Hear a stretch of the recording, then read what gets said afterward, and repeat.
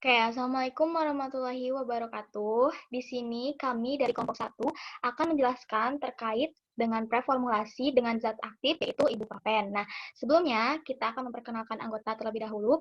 Saya sendiri Adila Nur Alifah, kemudian ada Ade Rena Purnamasari, dan yang ketiga ada Atri Sutisna. Nah, kita langsung aja ya, preformulasi. Nah, preformulasi ini ada apa aja gitu ya, ditinjau dari apa aja. Yang pertama, kita ada bentuk sediaan, kemudian ada tinjauan farmakologi zat aktif, yang ketiga ada formula umumnya, yang keempat analisa preformulasi zat aktif dan eksipien, kemudian yang kelima yaitu pendekatan formulasi. Nah, kita langsung saja ya ke yang pertama yaitu bentuk sediaan. Nah, bentuk sediaan yang kelompok kami akan buat yaitu sediaan suspensi. Nah, sediaan suspensi ini menurut Farmakope Indonesia edisi 3, jadi merupakan sediaan yang mengandung bahan obat padat versi dalam cairan pembawa begitu. Nah, kemudian kita lihat ya tinjauan farmakologi zat aktifnya. Yang pertama ada indikasi. Nah, ibuprofen ini indikasinya apa sih? Yang pertama yaitu meringankan nyeri ringan sampai sedang, misalnya yaitu nyeri pada head, sakit gigi, dan sakit kepala ya. Karena ibuprofen ini termasuk ke dalam golongan NSAID yaitu obat pereda nyeri gitu ya. Nah, kemudian kontraindikasinya yaitu hipersensitif ibuprofen untuk penderita ulkus peptikus dan kehamilan trimester pertama. Nah, hal-hal yang harus menjadi perhatian gitu ya, zat aktif ibuprofen ini, yang pertama, untuk pasien dengan riwayat penyakit saluran cerna bagian atas, kemudian juga gangguan fungsi ginjal, gangguan pembekuan darah, asma. Nah, ini tuh kalau misalnya punya riwayat penyakit tersebut harus dikonsultasikan kepada dokter terlebih dahulu. Nah, kemudian pemakaiannya juga jangan dibarengi dengan pemakaian asetosal atau obat lain yang mengandung ibuprofen. Kenapa? Karena mereka sama-sama golongan yang sama yaitu pereda nyeri gitu kan ya. Nah, kalau misalnya golongannya sama, otomatis efek sampingnya juga akan serupa gitu. Maka hal itu akan meningkatkan resiko efek sampingnya. Nah, selanjutnya efek sampingnya yang sering terjadi gitu. Ada mual, muntah, gangguan saluran cerna, dan kemudian ada juga ya pernah dilaporkan adanya ruam kulit, kemudian ada trombositopenia, limfopenia, dan yang terakhir yaitu penurunan ketajaman penglihatan.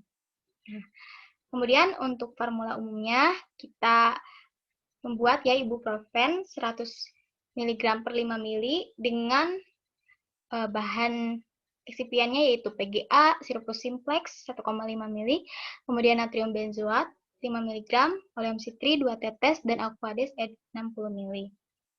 Nah, selanjutnya kita ke analisa preformulasi zat aktif dan eksipien ya. Nah, yang pertama kan ada zat aktifnya nih. Zat aktifnya yaitu ibuprofen. Kita lihat dulu ada rumus molekul dan strukturnya bisa dilihat di. Nah, kalau kelihatan nggak sih? Nah, itu. Kemudian ada bobot molekulnya. Bobot molekulnya yaitu 206,29 gram per mol. Kemudian pemeriannya itu serbuk hablur putih hingga hampar putih, terus berbau khas lemah gitu ya.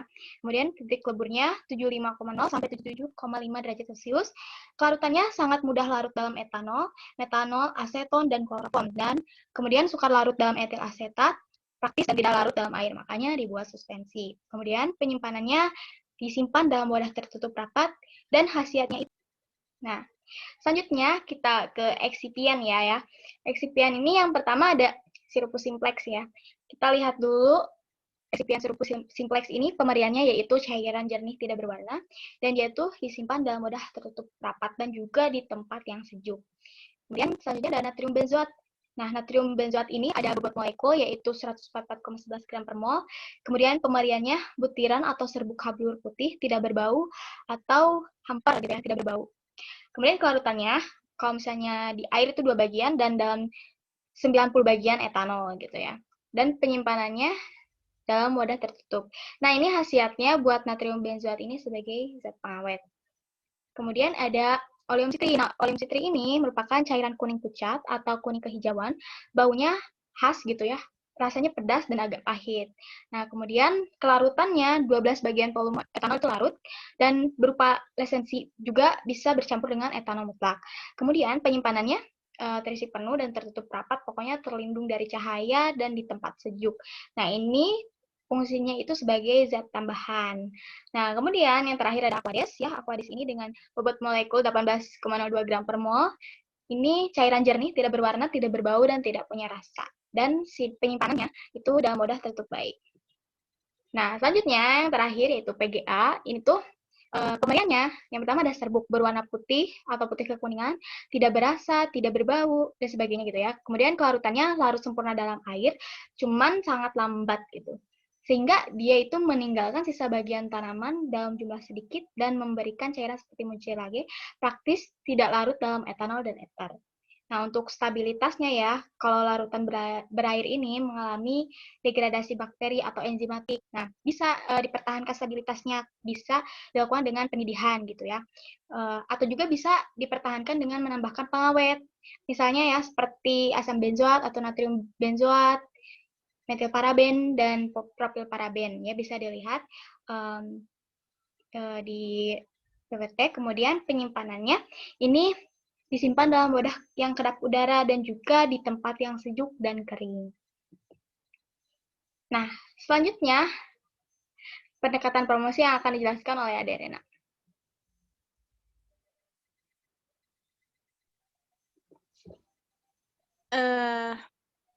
Untuk pendekatan formulasi, di sini yang pertama ada alasannya dibuat sediaan ini. Menurut kelompok kami, ada beberapa alasan yang menyebabkan kami membuat sediaan suspensi ini, karena sudah jelas ya, bahwa kelarutan ibuprofen itu dia sangat sukar larut di dalam air. Sehingga itu menjadi suatu permasalahan yang akan menyebabkan ketidakstabilan sediaan farmasi. Maka zat aktif kami yaitu ibuprofen dibuat dalam bentuk suspensi agar menghasilkan sediaan yang stabil dalam bentuk sediaan cair gitu. Karena kan tujuannya dibikin bentuk sediaan cair gitu. Kemudian yang kedua, untuk meningkatkan absorpsi obat sehingga dapat meningkatkan pula bioavailabilitas dari suspensi ibuprofen ini. Jadi agar lebih terserap juga ya obat ibuprofen ini gitu, agar lebih berefek juga gitu bagi tubuh, lebih cepat berefek bagi tubuh. Kemudian yang ketiga, mudah ditelannya gitu. Kenapa mudah ditelan? Karena ya tadi karena bentuknya sediaannya juga cair gitu, makanya dia mudah dalam menelannya gitu. Gak kayak sediaan solida gitu. Kemudian yang keempat, dia mudah diberikan untuk anak-anak gitu. Kenapa? Karena pada sediaan suspensi ini dia mudah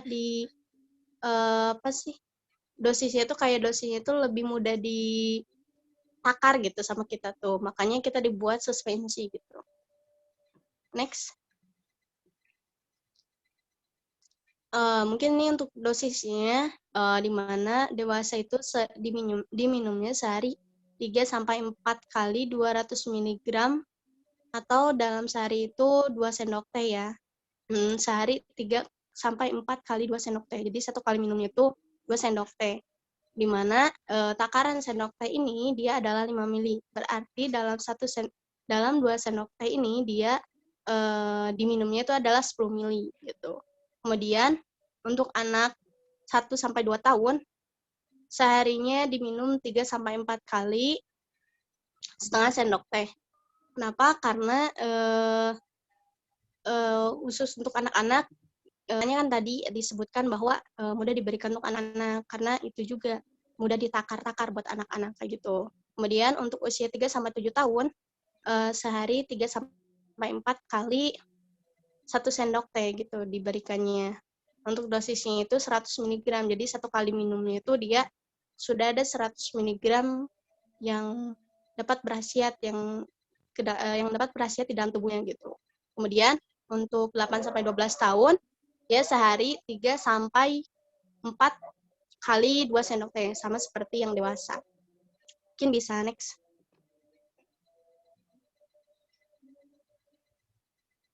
Oke, di sini ada kekuatan sediaan. Jadi sediaan formula ini yang kita kembangkan ini punya kekuatan sediaannya. Jadi setiap 5 mili itu mengandung 100 mg per 5 mili ibuprofen. Atau dalam artian setiap dalam 5 mili itu dia mengandung 100 mg zat aktif ibuprofen. Seperti itu. Kemudian untuk kesimpulan dosisnya, karena kita ngambil buat anak-anak, gitu, ditujukannya itu buat anak-anak, maka untuk aturan pakainya sama seperti yang di atas. Kemudian di sini saya akan sedikit menjelaskan mengenai dosis, di mana kan untuk umur 1-2 tahun ini dia 50 mg. Artinya 50 mg ini dalam 2,5 mili ini dia mengandung 50 mg zat aktif ibuprofen yang sudah bisa berkhasiat bagi tubuh gitu. Sama juga kayak yang umur 3-7 tahun, di sini 100 mg dalam kurung 5 mili. Artinya, dalam 5 mili ini dia sudah mengandung 100 mg, yang artinya dia juga sudah bisa berkhasiat bagi tubuh. Kemudian untuk umur yang 8-12 tahun, dia dosisnya itu ada 200 mg dalam 10 mili. Ya, seperti yang tadi sudah dijelaskan bahwa dalam 10 mili ini dia sudah mengandung zat aktif ibuprofen 200 mg. Seperti itu. Ya. Dan kita ngambilnya ini adalah sendok teh ya. Sendok teh. Yang berarti takarannya itu 1 sendok teh itu 5 mili gitu. Jadi bisa next. Oke, selanjutnya Atris bisa menjelaskan? Iya, bisa. Silahkan. Ya, selanjutnya alasan pemilihan bahan tambahan di sini ada sirup kop simplex untuk memberi rasa manis pada sediaan agar suspensi yang diminum tidak terasa pahit. Yang selanjutnya natrium benzoat untuk mengawetkan sediaan agar lebih tahan lama. Yang selanjutnya oleum citri untuk memberikan aroma jeruk sehingga memudahkan anak-anak untuk meminumnya. Aquades untuk melarutkan, dan PGA ini digunakan sebagai suspending agent. Alasannya karena memiliki sifat alami yang tidak merubah struktur kimia, dapat menghindari pengedapan serta memberi struktur yang homogen. Mungkin ada tambahan dari Adik?